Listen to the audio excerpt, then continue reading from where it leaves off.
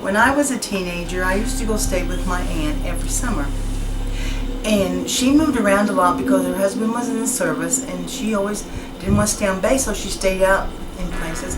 And she rented this farmhouse out in Peru, Indiana.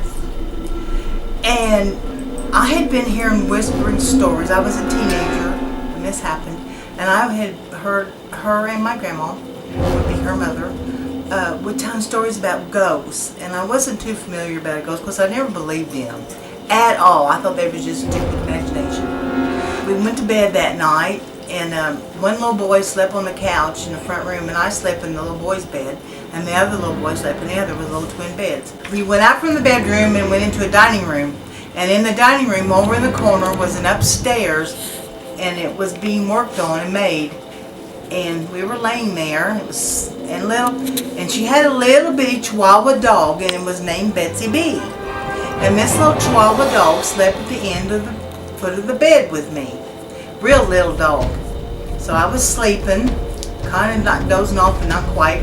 And I heard these footsteps coming down the stairs. And I thought, oh, my aunt must be upstairs in the bedroom upstairs. And I heard them. It's like somebody had boots on, and you could hear step, step coming down. I didn't pay no attention.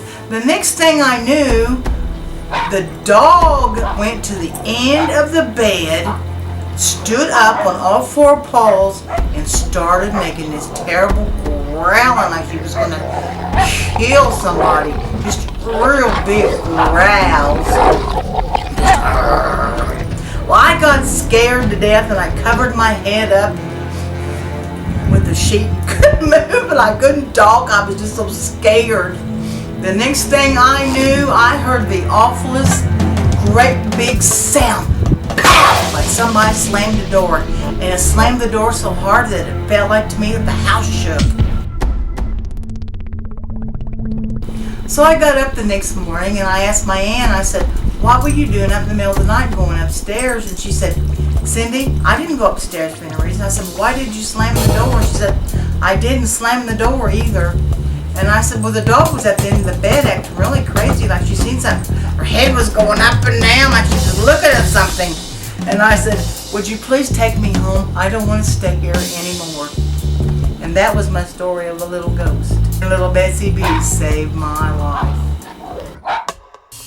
Well, we come to find out that I did some research, and the man that was fixing her house, her landlord, she went to go pay rent to him that day. She found him in the house dead, and she called the police and stuff.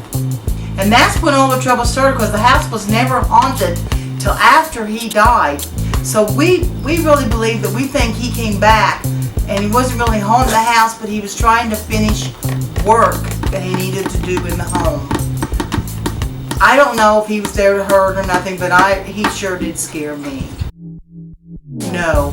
And my aunt, 3 weeks later, was doing washing. She had an old-fashioned washing machine, and she had to plug it up, and it was by the stairway. Something pinched her on her butt real hard, and she felt it, and she moved out. There was stomping but picking ghost. Made lots of noise and shook the house so bad it. Little Betsy B lived a good life and passed away. I really, really believe that dog saved my life, because I watched that dog's little head go up and down like it was looking at something. And I looked and I couldn't see anything, but that dog did.